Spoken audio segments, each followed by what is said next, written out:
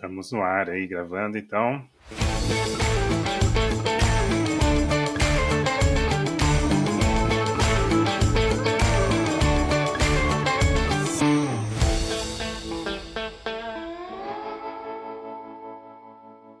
Fala pessoal, estamos aqui para mais um episódio do Sem Servidor, seu podcast sobre serverless em português. E hoje é um episódio bem legal, né? Tô com saudade até de fazer episódios aí, case, né? É sempre legal conversar com quem tá no dia a dia aí, fazendo soluções serverless e tal. E hoje vai ser bem legal que a gente vai conhecer um pouco mais sobre a Delivery Center e o que eles estão fazendo lá com serverless, né? E para fazer esse papo comigo hoje, eu tô aqui com o William Guise, que é Software Architecture Coordinator lá na Delivery Center. Tudo certo aí, William? Tudo certo, Evandro. Até que enfim esse papo rolou, né? A gente tá tentando isso já há algumas semanas, mas a gente sabe que TI, ao contrário aí do que o pessoal fala, né? Não é uma ciência exata, né? Sempre surge algum problema fora da curva e atrapalha a nossa programação, né? Mas hoje finalmente deu certo. Exatamente. O importante é que está saindo esse papo e com certeza vai ser bem legal, estou bem animado por esse papo aí. Então fala um pouquinho primeiro aí pro pessoal do teu background, tua história em TI, pro pessoal te conhecer um pouquinho melhor. Legal, Evandro. Aí vem aquelas frases lá, né? Senta que lá vem história, né? Entrega a Porque idade também, essas coisas. entrega a idade. Exatamente. Eu comecei desde muito cedo, né? Pelo menos 30 anos atrás. Meu primeiro computador foi um recém-lançado 386, para ter ideia. Hoje, disquete é só o que minha filha olha lá e fala que é o botão de salvar, né? Então, foi nessa época, né, com 386, morando numa cidade interior, sem você ter acesso a livros, revistas, né? Eu lembro até da história que o meu pai comprou o computador, e o computador chegou de manhã, e no outro dia meu pai já estava vindo aqui para Curitiba para trazer o computador na loja para o pessoal reinstalar o sistema operacional. Durou nada. 2 dias depois que o computador voltou para minha cidade, no outro dia nós retornamos, eu e meu pai aqui para Curitiba, para o pessoal reinstalar novamente. Aí o dono da loja me entregou uma pilha de disquete lá com o DOS e explicou como é que eu reinstalava o sistema operacional, e dali foi só alegria. Isso aí começo da história. Facilitou as coisas. Facilitou, já sabia que eu ia incomodar bastante nisso, né? Tem até um episódio engraçado, né? 2 ou 3 anos depois disso, né? Que chegou, cidadezinha do interior, né? Teve um supermercado que se instalou lá com computador no caixa, tudo. Eu, com meus 12, 13 anos de idade, fui lá pedir emprego lá para trabalhar no caixa. Óbvio, né? Que eu não conseguia, né? E alguns dias depois travou o sistema deles lá num sábado e o suporte do supermercado era só dia útil.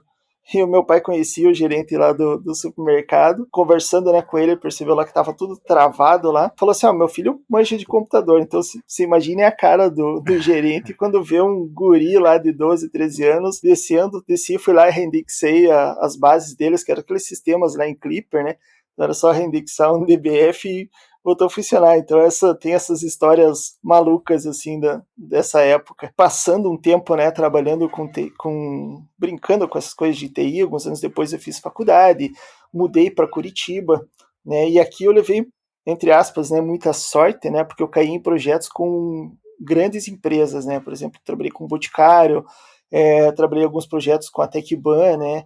Inclusive eu trabalhei no projeto que roda hoje é o projeto que roda nos caixa 24 horas. E até nessa época, assim, era muito com Java, né? Eu trabalhei do lado do Oswaldo Derdelém, que era editor da Java Magazine, que era uma revista muito grande, né? Para Java, obviamente, mas ele era membro do JCP, então foi um mentor, assim, um aprendizado muito grande trabalhar do lado de uma pessoa assim, né, com esse conhecimento, né. Passei mais alguns anos no HSBC, ajudei eles a construir o Home Broker, migrei para uma área lá dentro, que é uma área internacional, que se chama GBM, que é Global Markets e Bank, então trabalhava com processos de integração dentro do HSBC, então projetos muito legais, assim, projetos milionários e que você tinha que pensar muito em alta disponibilidade, mas alguns anos depois resolvi sair dessa corporativa e fui para a GVT. Eles tinham uma área de inovação. A GVT durou uns 3 ou 4 anos com essa marca, e depois a Telefônica comprou, então eu acabei passando uns 6 anos de GVT. Eram vários projetos interessantes de inovação, com VoIP, TV, streaming, Big Data. Então ela te dá uma visão muito ampla, assim, dos projetos diferentes que você pode tocar, né? Eu meio que toquei quase de tudo, né? Navega em Então, diferentes tecnologias, né? exato. E aí foram vários anos, né, trabalhando em enterprises. Aí eu decidi mudar um pouco assim o meu foco. Eu fui para outra área, pulei comecei a trabalhar na Sparta, que ela tinha uma mentalidade diferente. Já o manifesto da Sparta já começa dando liberdade para você trabalhar com home office, bem antes da pandemia, né? Foi um processo diferente. Era uma empresa que atacava pequenos projetos ágeis, né? Então eu saí de enterprise que você está caminhando a 60 km por hora e de repente você cai numa empresa trabalhando a 140, né? Uma mudança de mindset, da maneira como você trabalha no dia a dia é muito diferente. E aí veio a pandemia, os movimentos agora com delivery, entrega, processos de compra online, eles aceleraram demais. O pessoal me mandou um desafio, me mostrou como é que estava a estrutura da empresa, eu achei muito interessante a maneira como o pessoal trabalhava e resolvi começar a trabalhar com a delivery, né? Eu já trabalhava com estruturas cloud,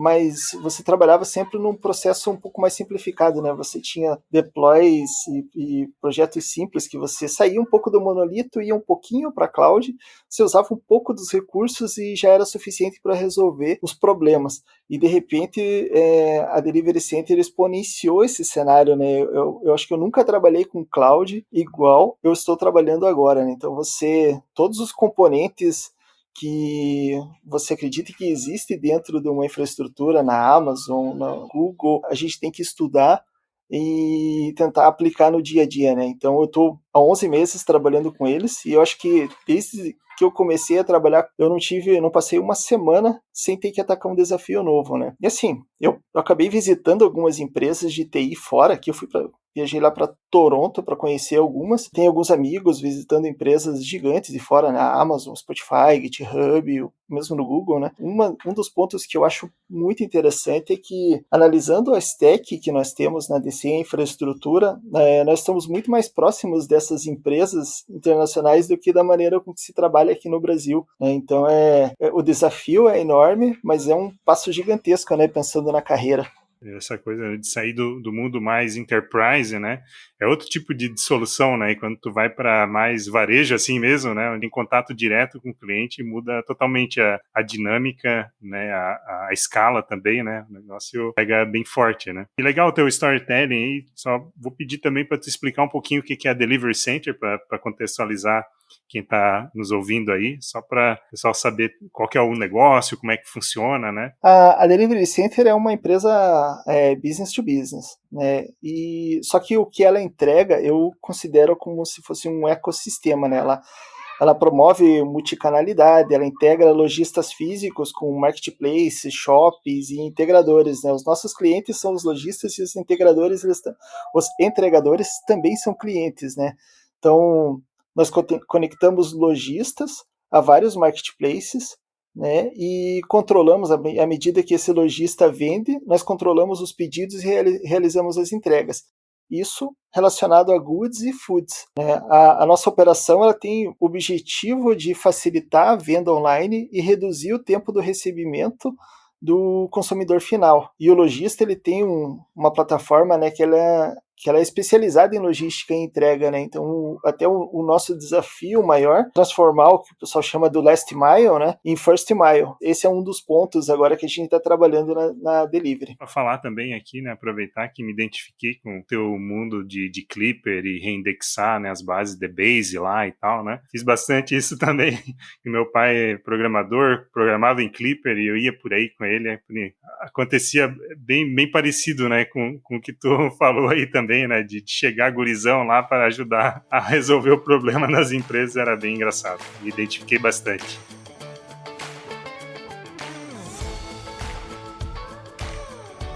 Vocês hoje, então, na Delivery Center já tem soluções rodando em serverless? Como é que tá esse cenário hoje de vocês? Quando eu entrei, a gente começou um processo de análise das aplicações, não tínhamos nenhuma aplicação serverless.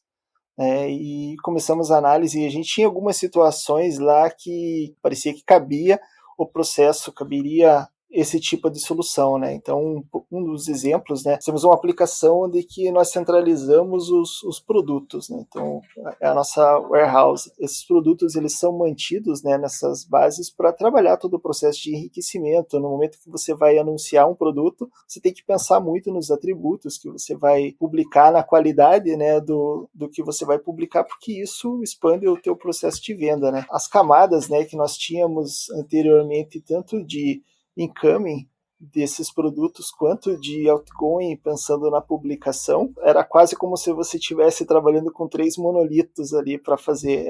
Você estava na cloud, mas você não usava todos os recursos, né? Então, uma das propostas que nós entramos e começamos a desenvolver foi justamente que essa camada de entrada de produtos e a publicação dos anúncios no marketplace fossem migradas para serverless. Camada de integração hoje, pensando nos produtos, ela já está toda migrada para serverless, e a camada de integração, pensando nos pedidos, que é o resultado final, né, do anúncio, também está toda sendo migrada para serverless. Nós já temos os maiores players e toda a estrutura de foods já migradas para serverless, né? Agora nós estamos começando um trabalho para migrar toda a parte de goods, também para trabalhar com a integração de pedidos em serverless também.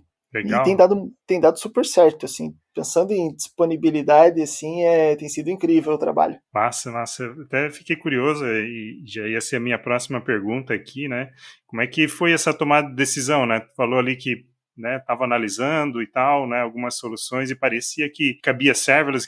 Quais foram os fatores, né, que fizeram decidir por utilizar serverless em detrimento de outras abordagens em cloud aí que a gente também poderia utilizar? Sim, são sempre vários pontos, né? Acho que o primeiro, até ressaltei anteriormente, né, é você pensar na disponibilidade. Então, isso é infraestrutura, independente se está trabalhando na AWS, se está trabalhando no GCP, ele vai te dar essa disponibilidade como infraestrutura, uma preocupação a menos que você vai ter, e o processo de paralelismo. Então, você consegue realmente fazer, à medida que você começa a plugar os componentes que você precisa, hoje a gente trabalha, por exemplo, com o Google, né? Então, o Google, você tem o Cloud Run e o Cloud Functions, né, que são as duas ferramentas, as duas formas de você trabalhar ali com serverless. Você começa a pendurar esses componentes, começa a trabalhar com mensageria, você tem um paralelismo absurdo, e você tem também um controle ali de throughput, controle de quantas mensagens elas vão ser integradas na tua aplicação final, né? Então, você não derruba aplicações, você tem um controle muito melhor de todo o teu workflow. Para nós foi um processo no-brain, né? Então, à medida que a gente começou a trabalhar, a gente viu que disponibilidade e paralelismo estavam na mão. Quando aconteceu, e já aconteceram vários casos, vamos integrar uma marca nova, e essa marca ela tem 400 mil produtos para entrar na nossa base. Quando você pensa, eu preciso de elasticidade, eu preciso ter um controle de throughput, eu preciso garantir também que minhas aplicações internas não vão cair, foi muito, muito fácil tomar essa decisão. E a gente já teve esses casos, houve a elasticidade das camadas onde faziam todo o enriquecimento e o deparo das mensagens, e foi muito saudável todo o processo. Baixo tempo também, até porque Function ela permite que você, à medida que você codifica ela muito bem isolada, com suas responsabilidades específicas, todo o processo mesmo de integração ele acontece de forma muito saudável. Até falando um pouco sobre as responsabilidades, né, nós temos todos aqueles conceitos que, quando você está trabalhando com TI, você pega teus livros ali, você faz a leitura, você utiliza alguns no teu dia a dia. Quando você está trabalhando com cloud nesse nível, e acima de tudo, quando você está trabalhando com serverless, você exponencializa a utilização desses conceitos, né? Por exemplo, DDD e Solid é livro de cabeceira. Você tem que estar com esses conceitos aí revisando o tempo todo, né? Você tem que pensar muito, desenhar os domínios, focar na responsabilidade isolada. Isso aí é fundamental para o sucesso, né? Até um outro motivo, por exemplo, é custo, né? A diferença que você tem no billing quando você pensa numa estrutura, por exemplo, com Kubernetes e 24/7 que você tem que manter, e quando você está trabalhando através de uma Cloud Function, é muito diferente o custo, né? Só que você tem que cuidar dessas escolhas, né? Porque é legal quando você começa a tratar de functions, o conceito é muito legal, serverless é um conceito muito legal, mas tem que ter um entendimento muito bom assim do porquê que você usa essas ferramentas, porque senão você acaba tentando usar elas para resolver tudo, né? E ela não é uma bala de prata, né? Ela tem alguns pontos específicos que ela resolve muito bem, mas ela não resolve todos os seus problemas. Tu falou de pontos bem legais, assim, né? Que eu já fiquei com uma thread aqui pensando, né? Questão do DDD, né? E tu pensar, né, numa aplicação event-driven, né? Tu poder, né, modelar os teus eventos, né? Ter bem essas fronteiras bem definidas, né? Os teus eventos de negócio acontecendo, né? Conseguir entender tudo isso, nossa, é fundamental, né? E nessa linha, né? Acho que o serverless se encaixa muito bem, né? Numa arquitetura onde é baseada em eventos, né? Consegue maximizar, né? Os benefícios, né? Como tu trouxe aí bem, questão de paralelismo, né? Disponibilidade e tudo mais. Talvez uns drawbacks aí, a questão do cold start, esse tipo de coisa acaba não influenciando muito, né? Por já ser um evento assíncrono, então, pô, tu consegue realmente os benefícios muito bons, né? Falou que utiliza GCP, né? O Google Cloud Platform, né? Para as funções. Isso foi uma decisão por conta das functions especificamente, ou vocês já utilizavam isso para as outras soluções? Como é que foi isso? A migração aqui, até para começar a utilizar o Google, você tem um dos pontos, por exemplo, é o custo, né? Até quando teve o pessoal começou a trabalhar muito com cloud recentemente, pensando na pandemia, por exemplo, né, que afetou a economia no mundo todo, o Google foi um dos primeiros a congelar o preço do dólar. É um fator, assim, que quando você está trabalhando com startup, a tua queima de grana faz muita diferença, né? Outro ponto, assim, tipo, não foi o fator crucial, né, mas ele é um fator relevante para a tua tomada de decisão. Um outro ponto, que a interface do Google é muito amigável. Então, se você compara, por exemplo, vou puxar um caso só, coloca o CloudWatch versus o Stackdriver, né? CloudWatch AWS e Stackdriver GCP. A diferença entre os dois ela é muito grande, né? Você tem algumas ferramentas que facilitam demais a tua busca pelos logs, por exceptions, dentro do Stackdriver em alguns contextos que você não tem, por exemplo, no próprio CloudWatch, né? Um caso simples, assim, que não parece que faz muita diferença, mas o fato, por exemplo, de você poder pinar uma linha no Stackdriver e depois começar a fazer uma busca nela pelo contexto daquele erro, eu quero descobrir o que estava acontecendo nesse exato momento, em outras transações, em outros contextos, porque você procura no Stackdriver primeiro na aplicação que você estava rodando. E depois você quer saber o que estava acontecendo no ecossistema quando esse erro aconteceu. Então você consegue fazer um cross-domain ali muito grande. A partir do momento que você tem a própria request ID que ela armazena ali, ela também consegue te dar o retorno do que estava acontecendo naquele momento. E isso de uma forma muito bonita de você enxergar, né? Então o Google ele te dá essa interface muito boa. Essa é uma outra diferença, né? Quando você pensa que vários desenvolvedores vão ter que tocar nessas aplicações e vão ter que fazer manutenção e vão ter que dar suporte também nessas aplicações, é muito importante que a interface faça muita diferença para você, né? Foi um dos motivos também por termos atacado, né, e começado a trabalhar com o Google. Legal, maravilha. E na linha, né, de desenvolver novas aplicações, né, tu falou que quando tu entrou não tinha nada e vocês foram avaliando alguns lugares que daria para aplicar, isso já se aplicou e, né, funcionou muito bem. Para novos desenvolvimentos, como é que é essa tomada de decisão, né, arquitetural, né? Geralmente vocês olham com olhar serverless first ou vocês têm algum outro tipo de regra, né, para olhar, pô, vamos aplicar outro tipo de abordagem cloud também? Acho que o primeiro ponto é qual que é a responsabilidade daquela aplicação, né? A gente tentar entender o domínio dela e o que ela vai resolver naquele momento antes de decidir qual que vai ser a tecnologia que a gente vai usar, né? Até tem uma frase que volta e meia a gente fica usando lá dentro nas tomadas de decisão, é que a tecnologia é um meio para resolver um negócio, né? Então a gente não acaba sendo a tech first, né, nesses casos.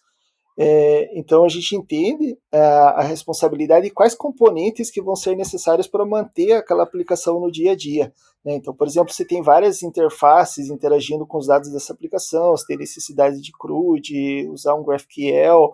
Geralmente, nesses casos, a balança ela acaba pendendo para uma aplicação Kubernetes. Né? Serverless ela tem sido utilizado muito mais para pequenas execuções, geralmente que elas estão abaixo da casa dos 100 milissegundos, né, porque você é premiado nesses casos, né. Então, você é cobrado nesse intervalo, mas se você trabalha com o reuso de vários recursos, você trabalha com a responsabilidade isolada, stateless, a tua fatura baixa demais, ela chega a baixar o custo final, ela chega a baixar 60% da execução aí de cada function.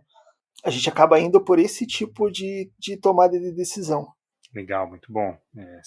Eu sempre gosto de perguntar isso, porque é legal de tu entender qual que é o racional, né, para chegar, né, nisso, né. Tem empresas que, já bota serverless first, né, como a primeira opção, né, e depois, se alguma coisa não encaixa, daí vai para outra, sempre... Mas vamos para umas partes divertidas aí também, vamos entender como é que vocês estão formulados aí em questão de tecnologia. Fala um pouquinho para a gente aí, o que vocês usam lá de linguagem de programação, de serviços, do GCP. Até estou bem feliz, né, antes a gente estava até conversando, né, sobre isso, mas estou bem feliz de ter um case aqui que fala sobre GCP, né. Eu acabo tendo um círculo social maior, né, relacionado à AWS, né, e utilizo a AWS e defendo bastante, mas é bem importante também aqui para o podcast a gente trazer outras visões, né, outras abordagens e inclusive outros cloud providers também para diversificar, né, e abrir um pouco a mente também de todo mundo, né. Então, só para registrar que eu estou bem feliz aqui de ter um case com GCP, né. Então, fala um pouquinho aí para a gente de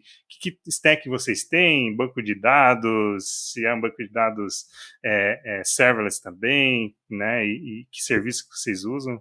Explica um pouquinho aí pra gente.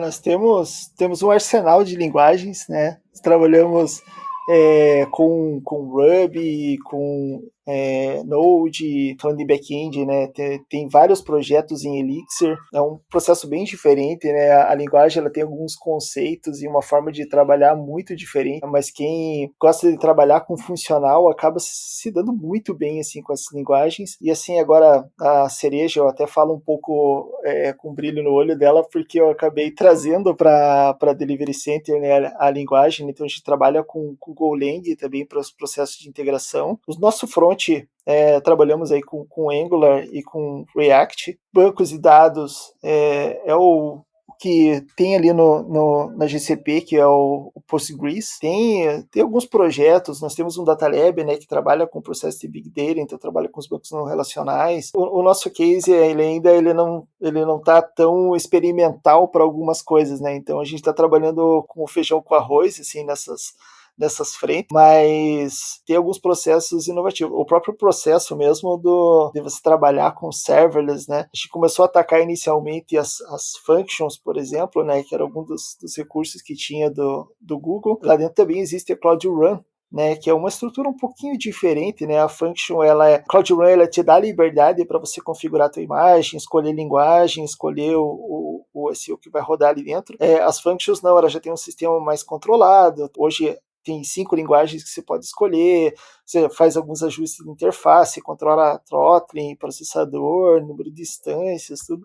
Acaba sendo um processo muito manual, mas que te dá muita liberdade e te dá muito retorno do ecossistema que você vai escolher, né? Inclusive, até comentando um pouco sobre a escolha do Golang aqui dentro, nós fizemos um trabalho bem extenso aqui de testes e comparações com o mercado, ver como o pessoal estava seguindo, e aí você também para pensar, né, você tem o Google, dentro das aplicações deles, eles estão utilizando muito essa linguagem, e eles têm alguns processos para deixar dinâmico e para ter uma melhora de desempenho quando você já utiliza o Golang dentro da estrutura. Então, também foi um ponto positivo para a linguagem. A gente até nesses estudos percebeu assim que a performance, pelo menos tratando de processos de integração, ela foi excelente, foi muito fora da curva, né? O Node entrou um pouco ali no cálculo e algumas coisas ele foi similar, mas quando você começa a colocar outras coisas na balança, por exemplo, o custo de memória para você subir, uma instância 8 MB você usa, é muito pouco. Então, o AirMap, nesses casos, ele quase é desprezível, né? Porque você tem uma instância liberada ali muito rápido, a curva de aprendizado dessa linguagem é muito curta, né? Nós tivemos cases aqui dentro de desenvolvedores que trabalhavam com Ruby, Node, Elixir, que o pessoal fez um onboarding na linguagem e uma semana depois eles já estavam confortáveis trabalhando com os processos de integração, né? Nós tivemos case de 2 desenvolvedores, por exemplo, que começaram a trabalhar num projeto de integração que nós fizemos aqui dentro e foram apresentados a linguagem na sexta-feira, passaram sábado e domingo estudando a linguagem, na segunda-feira eles começaram a codificar e eles entregaram a integração na sexta-feira. Então a curva foi muito curta e esses problemas que você tem geralmente de warm-up e a preocupação, né, que você tem em introduzir uma linguagem nova para dentro da empresa, considerando assim desenvolvedores no mercado, né, você não encontra desenvolvedores com essas stacks, né. Foi muito satisfatório no final das contas porque a curva a gente diminuiu ao máximo e o resultado ele foi excelente, né, porque a gente precisava. Acredito que para as funções, então, vocês estão utilizando majoritariamente o Golang, né? Sim, majoritariamente. E isso, para mim, foi até engraçado porque o head de tecnologia, eu vim do mundo Java, e o Java é uma das possibilidades, né? Quando eu comecei a levantar as possibilidades, né, ele putz, Guizzi, você não vai colocar Java na jogada, daí eu comecei a pensar na quantidade de memória que você utiliza, dependendo do que você vai, como você vai. Eu sei que o Java é excelente, eu adoro, eu acho a linguagem, fora a verbosidade dela, né, mas eu acho que ela ataca soluções de uma maneira muito boa, você tem muitas bibliotecas, você pode utilizar ela de várias formas, mas quando você está pensando num cenário pequeno, né? Estou trabalhando com serverless, eu quero uma execução rápida, aí você começa a levar esses fatores em conta e você acaba não utilizando, você já acaba excluindo algumas linguagens automaticamente devido ao ecossistema que ampara elas. Né? Com certeza. E de curiosidade, o cold start para o Golang no GCP, ele vai bem assim? É pequeno? Vai, é impressionantemente pequeno, porque nós temos casos onde nós temos um processo de polling. As nossas integrações, por exemplo, com alguns canais, né, nós integramos com a Uber, com iFood, Rappi, temos vários desses parceiros nossos, e alguns fazem webhook, e outros nós ficamos batendo o tempo todo lá para pegar pedidos. Né? Nos casos onde fazemos o pooling, né, que é uma aplicação com essa responsabilidade isolada, você não tem mais o code, né, você está sempre quente, né, nesse caso. Mas no caso do webhook, não, durante a madrugada, né, deu 11 horas, meia-noite, tipo, o nível de pedidos vai caindo, 2 horas da manhã, às vezes você tem esse período em que as suas instâncias baixam. Geralmente, o que eu tenho percebido é que tem ficado uma ou duas instâncias ali ativas, ele não está sempre chegando no zero. Eu não estou tendo esse problema de warm-up, mas mesmo quando acontece do zero, a gente tem uma aplicação dessa tendo um warm-up ali de 1 a 3 segundos, e depois todas as outras, o tempo delas vai caindo na medida que ela vai replicando. Então, são os primeiros pedidos, às vezes eles demoram um pouquinho para integrar, mas depois esquenta e a velocidade ela cai ali para baixo da casa dos 100 milissegundos. Outra coisa que eu estava curioso também, que já conecta até com uma outra questão que eu já tinha aqui com relação à maturidade, né, e grau de conhecimento dos profissionais que estão trabalhando com serverless hoje aí na Delivery Center, né? Tu colocou ainda um ingrediente de curva de aprendizado aí que foi uma nova linguagem, né? Então a pessoa entrou, teve que aprender Golang, né, e num curto espaço de tempo conseguiu fazer. E como é que é essa relação também com o serverless, né? Os profissionais já tinham contato? Essa curva foi tranquila para virar a chave para trabalhar com serverless? Como é que está hoje vocês e como é que foi um pouco vivenciar isso também? Isso faz muito parte assim da cultura da tua empresa, né? Nós temos alguns processos de aprendizado aqui dentro da Delivery Center. Temos geralmente nas terças-feiras nós fazemos algumas reuniões com tech leads, levamos algumas informações para eles fazerem um spread, né, para os desenvolvedores. Todas as sextas-feiras nós temos aprendizado, seja de back-end, front-end, mobile, infraestrutura. Temos algumas guildas também, onde que é compartilhado o conhecimento, e temos as Tech Talks, que elas acontecem ocasionalmente às quintas-feiras. É um trabalho de formiguinha, que você fica levando essa informação, você fica explicando os conceitos, né, porque eu até lembro quando nós começamos a apresentar as functions, o pessoal já, podemos resolver isso aqui com function, vamos desenvolver isso aqui em function, vamos levantar isso aqui em Cloud Run, porque isso aqui é uma solução rápida.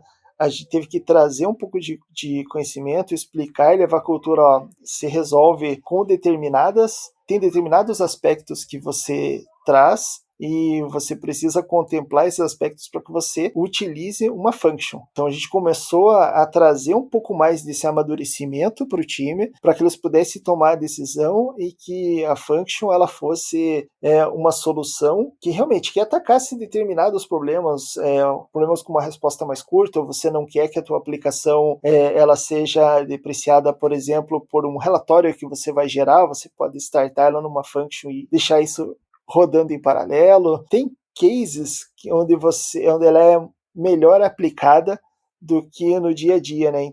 Nós tentamos levantar essa régua culturalmente e é um processo que ele não pode morrer. Isso é um processo natural que acontece nas empresas, né? Você contrata pessoas novas, pessoas saem, você precisa manter a tua régua de entendimento, de equalização, do entendimento, né, do porquê você usa, quando você usa Kubernetes, quando você usa um Cloud Run, quando você coloca em determinados componentes da cloud, e para você manter isso, você tem que estar sempre, o conhecimento tem que estar sempre em rotatividade dentro da empresa. Estou curioso também para saber como é que foram os principais desafios, né, dificuldades, né, quando começaram a adotar serverless, né? Tu comentou que encaixou muito bem em alguns cenários, tiveram bons resultados, mas imagino, né, que passaram alguns perrengues também, né, nesse meio do caminho, né, desafios ali para se encontrar, o que é bem normal. Queria entender de ti, assim, como é que foi esse processo, o que teve de desafio?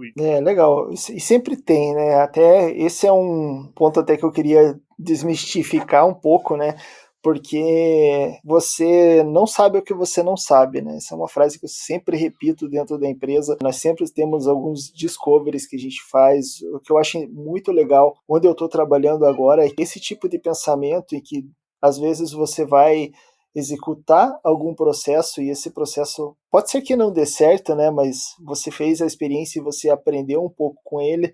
Isso funciona ali dentro. Então nós fazemos muitas POCs. A gente trabalha, a área que eu trabalho é a área de plataforma da empresa. Então tem muito processo também de P&D dentro dessa área, né? Então, às vezes, dependendo da criticidade do projeto que você está levando a solução, você já passou por alguns desses discoveries que você sabe que você ia levar um tombo muito grande se fosse uma produção, né? Você acaba mitigando um pouco esses erros, mas assim, entre todos os problemas que nós passamos, que nós aprendemos, eu acho que um dos que mais afetam é o processo de race condition. Esse é um processo que dói muito, né, e depende muito dos componentes que você vai usar, né. Então, por exemplo, nós usamos o PubSub, né, que é o sistema de mensageria do Google. Um dos pontos dele é que ele não garante a entrega única. Dependendo da responsabilidade da aplicação que você desenhou, um dos exemplos nossos, né, é criar um anúncio no marketplace. Então, imagine você tem entrega, starta duas funções para criar um anúncio, né? Eu sei que a aplicação que ela cria o anúncio, ela já tem essa responsabilidade de saber se um anúncio existe ou não existe, mas você pode ter um race condition e você criar dois anúncios no mercado, né? Então isso é muito ruim. Então é um processo que você tem que tratar. No momento que acontece os feedbacks também desses publicadores de anúncio, né? Então você tem que tratar, às vezes você vai receber, está colocando numa fila novamente para o retorno, e as aplicações que você vai dar esse retorno, elas têm que tomar decisões quando o anúncio tem sucesso ou tem falha. Então, se você também precisa tratar esse race condition, né, você não pode colocar, às vezes, duas vezes também o mesmo produto para ser publicado ao mesmo tempo, porque você vai ter trade-off, você vai ter problemas nas publicações. Então, acho que esse é um dos maiores problemas assim que você enfrenta à medida que você vai você vai pendurando funções, né? Porque não necessariamente você vai ter a tua aplicação e só uma função, você pode ter uma cadeia de funções, né? Então são decisões críticas e você tem que levar muito isso em consideração, né? Até fica assim, quase como uma coach, né? Você trabalhou com serverless, nunca esqueça do race condition, né? Muito bom. Não, que a escala é grande, né? Então o problema pode também se multiplicar, né? E à medida que você tem várias aplicações, né, você começa a prestar mais atenção também, acho que na observabilidade e troubleshooting, por exemplo, mas eu acho que esses são dois assuntos que dá um episódio só para falar só disso, né?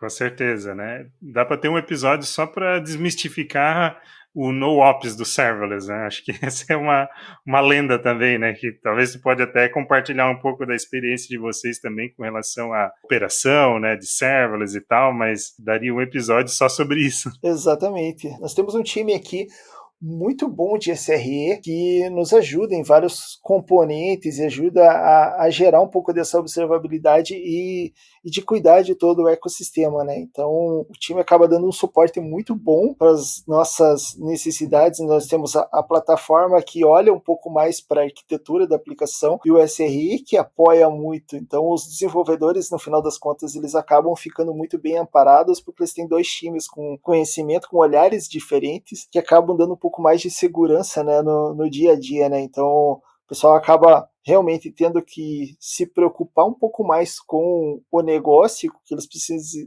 desenvolver do que ter todo esse olhar e todas essas preocupações, né? Obviamente nós levamos esse conhecimento para eles saberem o que está acontecendo, né? Para não estar no meio do tiroteio ali sem conhecimento, mas acaba sendo mais saudável para o time, né? Eles terem que pensar no dia a dia do que ter que pensar, viver todo esse caos que a gente sabe que acontece nos bastidores, né? Com certeza. De toda aplicação, inclusive de serverless. Exato. No fim, né, das contas, né, vocês conseguiram obter o resultado que vocês esperavam, assim, das soluções serverless, né, quando vocês decidiram lá no passado, né, começar a desenvolver em funções e usar mais essa abordagem serverless. No fim das contas, o resultado foi legal? Faria novamente? Faria. Isso é muito engraçado, né? Uma coisa que eu escuto muito do Red, né? Que às vezes você faz uma proposta de arquitetura, à medida que você coloca ela em execução, um mês depois você já está pensando diferente, né? Então, eu até acho engraçado porque a nossa estrutura, ela deu muito certo para o propósito que nós estávamos tentando trazer. Com certeza mudaria alguns aspectos, mudaria a forma, porque você vai amadurecendo, né, e isso é um ponto legal, e existem estratégias para você aproveitar também esse amadurecimento que você teve em próximas e levar coisas novas, né? Falando um pouco da performance, né, que foi tua questão, né, geralmente ela tá muito atrelada ao warm-up e ao que você pendura, né, na tua função, né? O nosso warm-up, a gente não tem muitos problemas, né? Porque a nossa estrutura ela não sofre cooldown na maioria dos casos. E aí, mesmo onde nós precisamos ter o warm-up rápido, né? As nossas aplicações elas usam cache ou usam processo, usam algumas filas. Codificou uma forma onde a gente reaproveita muito rápido, né? A mesma conexão. A gente acaba tendo problema geralmente quando a gente depende de fatores externos, né? Eu estou fazendo um enriquecimento, a mensagem eu tenho que buscar o restante, por exemplo, do payload que está num cliente externo. Daí se o cliente externo demora 1 ou 2 segundos para te responder, ela afeta diretamente o resultado da tua função, né? Mas aí você pega por exemplo, o New Relic e você começa a contabilizar com o New Relic esses valores e você tira da tua equação, depois você acaba calculando a tua function. Eu ainda acho não, até tenho certeza disso, porque olhando o billing, né, quando você compara o billing, quando você tinha mesmo as aplicações Kubernetes, aplicação rodando ali dedicada para fazer isso, mesmo assim o custo de você manter ela é muito mais alto do que você está com a function demorando um pouco mais, né? E assim, nós temos casos aqui dentro, né? As nossas integrações elas atravessam 4 funções separadas e elas têm filas entre essas functions, as mensagens elas são integradas na nossa OMS, que é onde ficam nossos pedidos, em 48 milissegundos. É um processo muito rápido. Em termos de infraestrutura, né, o que a gente faz atualmente, nesses casos, é trabalhar com micro-tuning. A gente começa a entrar nessa loucura, né, putz, como é que eu capturo melhor as métricas, como é que eu faço log que é mais eficiente, que vai me gerar um resultado legal no final, vou conseguir extrair mais informação desse log, e o log ele tem um custo, ele tem o seu custo, vamos utilizar uma outra ferramenta aqui que vai diminuir o log, ou ao invés de usar o log diretamente no Stackdriver, vamos pegar o log a partir da fila. A fila ela gera a infraestrutura como apoio é muito importante, né? Então a partir dessa fila eu posso gerar um evento, eu posso gerar a inspeção da mensagem e acabar gerando métricas em cima disso, acabar gerando logs, warnings, e mesmo eu posso jogar, sei lá, num canal do Slack para avisar alguém também que determinada situação aconteceu a partir dessa métrica. Então esses alertas eles podem acontecer via infraestrutura e não necessariamente via aplicação, né? Então agora você fica muito nessa equalização entre entre vou resolver como software, vou resolver como infraestrutura e como eu não fico também amarrado a essa minha infraestrutura. Porque se um dia você resolve tirar a tua infraestrutura do Google e passar para a AWS, passar para qualquer outra estrutura, você também não pode estar tão amarrado nessas infraestruturas. Né? Legal, maravilha, cara, muito bom.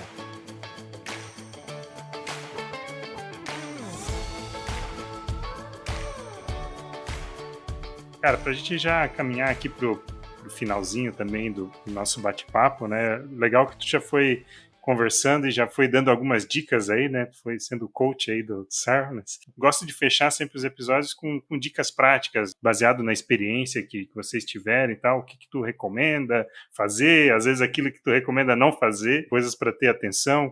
Quais são as tuas dicas aí? Acho que, nesse caso, o MVP é o caminho. Voltando naquela frase, né? A tecnologia ela acaba sendo um meio para viabilizar um negócio, né? Então, aqui mesmo na DC, quando nós queremos testar um determinado cenário, principalmente a DC, né? Sendo uma startup, ela tem muito mercado para testar. Nós colocamos em prática determinados negócios com pouca codificação e testamos com alguns parceiros estratégicos, né? Nós temos lojistas estratégicos que são como se fosse o nosso canary. O pessoal já sabe que eles vão testar uma tecnologia nova, vai ter algumas limitações, né? Se não for isso o caso, se as empresas elas não têm essa possibilidade, eu sugiro até executar alguns cenários de teste AB, mas tem sempre dentro da empresa vai surgir uma necessidade onde um código, alguma feature precisa ser colocado no ar para ontem. O serverless ele potencializa isso, você consegue colocar no ar uma aplicação muito rápida, fazer um teste muito específico, né? Nós temos vários cases aqui dentro de aplicações que nós colocamos para rodar primeiramente no serverless, ela já estava disponibilizada, ela já cria para você já o endereço automaticamente e já está disponível com escala, você entrega a função e entrega aquele negócio já pronto, muito rápido,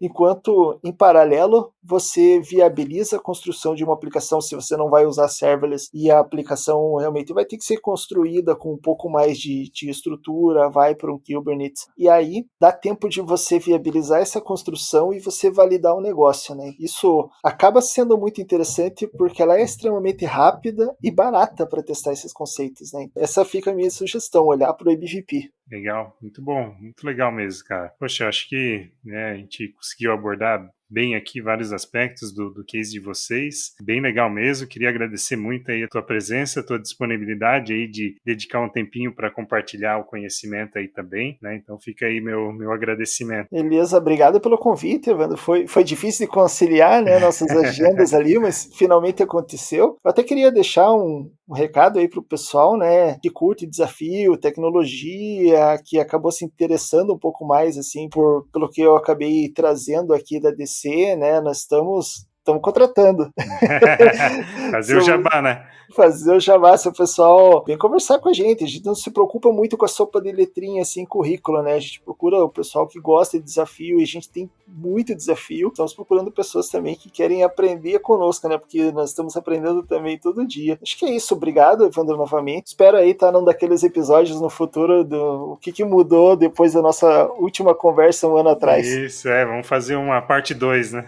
Parte 2, exato.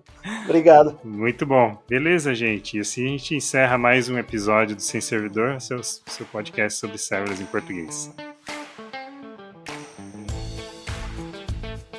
Se você tem alguma sugestão de tema ou querer compartilhar um assunto ou até mesmo indicar alguém, procure Sem Servidor nas redes sociais e mande sua ideia. Se você tem uma empresa e quer ter sua marca atrelada ao Sem Servidor e ajudar a continuarmos esse trabalho, mande um e-mail para evandro@semservidor.com.br e vamos conversar.